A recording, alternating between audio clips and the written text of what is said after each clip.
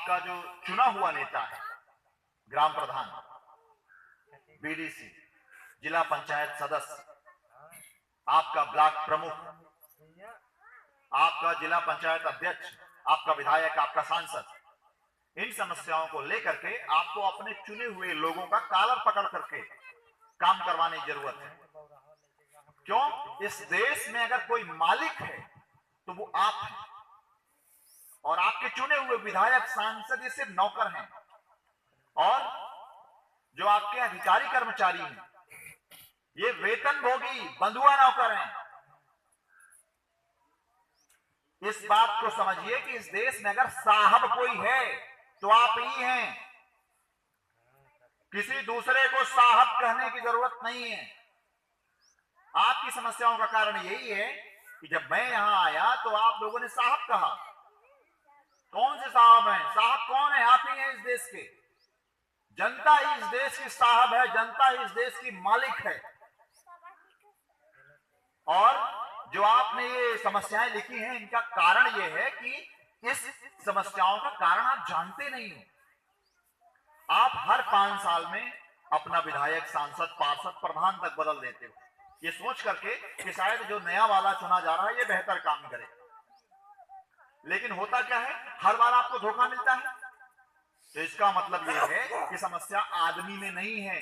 हर 5 साल में आप आदमी बदलते हो, जिसको भी बदल के बैठाते हो वो भी वैसे ही निकल जाता है। तो इसका मतलब समस्या आदमी में नहीं है, समस्या इस देश की व्यवस्था में है। और जब तक व्यवस्था नहीं बदलेगी, आप आदमी बदलते रहो चाहे पार्टी बदलते रहो, सरकार बदलते रहो, कोई फर्क पड़ने वाला नहीं है। आपकी समस्याएं जस की तस बनी रहेंगी।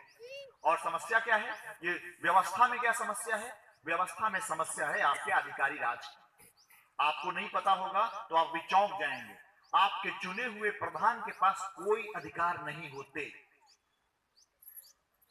फिर सुनिएगा, आपके चुने हुए प्रधान के पास काम करने का कोई अधिकार नहीं होता। सारे अधिकार इन निरंकुश अस्थाई अधिकारियों के पास होते हैं, और अधिकारियों को एक बार नियुक्त होने के बाद कोई हटा नहीं सकता। इसलिए इतने निरंकुश हो जाते हैं कि आपके गांव के प्रधान तक से ये रिश्वत ले लेते हैं, और बिना रिश्वत के कोई काम नहीं करते हैं। इसलिए आप लोग गुंडे और बदमाशों तक को वोट देने लगे, क्योंकि सीधा साधा आदमी अगर आपने चुन लिया तो अधिकारी उसकी भी बात नहीं सुनते हैं। अब गुंडे और बदमाश चुन लोगे तो जाहिर सी बात है, जिसकी जैसी प्रवृत्ति वैसा वो काम करेगा। तो आपकी समस्याओं की जड़ इस देश में मौजूद नौकरशाही है, अधिकारी राज है, जो अंग्रेज बना करके गए थे। नेता तो आप चुन लेते हो, काम करने का अधिकार उसके पास नहीं होता है, अधिकार अधिकारी के पास होता है।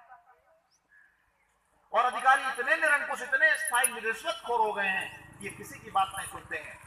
तो आपकी नजर में आपका चुना हुआ नेता ही बदनाम हो जाता है,